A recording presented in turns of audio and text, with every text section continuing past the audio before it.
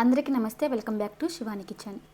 ఈరోజు వీడియోలో టేస్టీ అయిన రవ్వ లడ్డు రెసిపీని చూపించబోతున్నాను. సంక్రాంతి స్పెషల్గా ఈ ప్రాసెస్తో మీరు రవ్వ లడ్డు చేశారంటే నెల రోజుల పాటు నిల్వ ఉంటుంది. టేస్టీ అయిన రవ్వ లడ్డు కోసం పచ్చి కొబ్బరికాయని తీసుకొని కట్ చేసుకొని ఇలా కొబ్బరిని తురుముకోవాలి. మీరు మిక్సీ జార్లో అయినా వేసుకొని కోర్సుగా గ్రైండ్ చేసుకొని తీసుకోవచ్చు. నేనైతే ఇలాగ తురుముకొని తీసుకుంటున్నాను. ఇప్పుడు 1 కప్పు వరకు ఉప్మా రవ్వ ఒక బౌల్లో తీసుకోండి. అదే కప్పుతోటి అరకప్పు వరకు తురుముకున్న కొబ్బరిని తీసుకొని రెండింటిని బాగా చక్కగా కలుపుకోండి.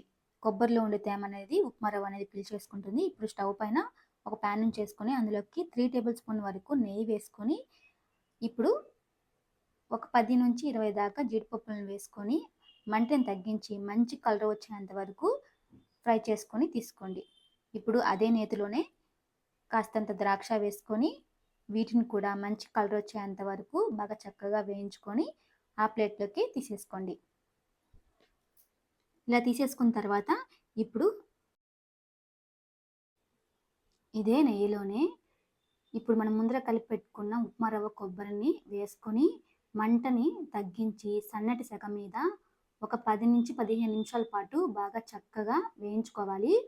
అడుగంటకుండా అలాగే అంతా ఈవెన్గా వేగేంత వరకు వేయించుకోండి. అవసరమైతే 2 టేబుల్ స్పూన్ వరకు నెయ్యి వేసుకొని కమ్మటి వాసన వచ్చేంత వరకు వేయించుకోండి.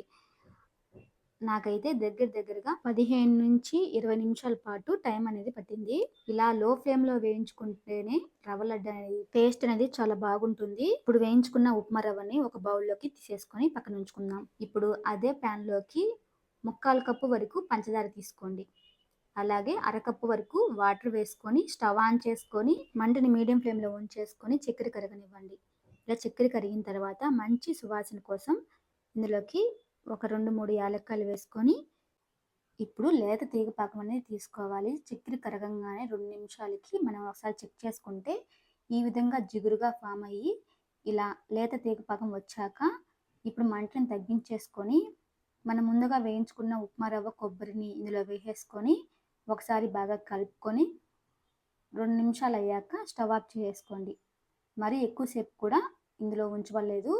ఇప్పుడు జీడిపప్పు ద్రాక్ష కూడా వేసేసుకొని స్టవ్ ఆఫ్ చేసుకొని పక్కన చేసుకోండి.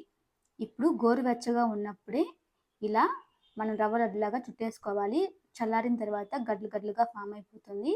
అందుకని కాస్తంత వేడిగా ఉన్నప్పుడే ఈ విధంగా రవ్వ లడ్డులాగా చుట్టేసుకోవాలి. ఎంతో సాఫ్ట్ అయినా టేస్టీ అయినా రవ్వ లడ్డులు రెడీ అయిపోయాయి.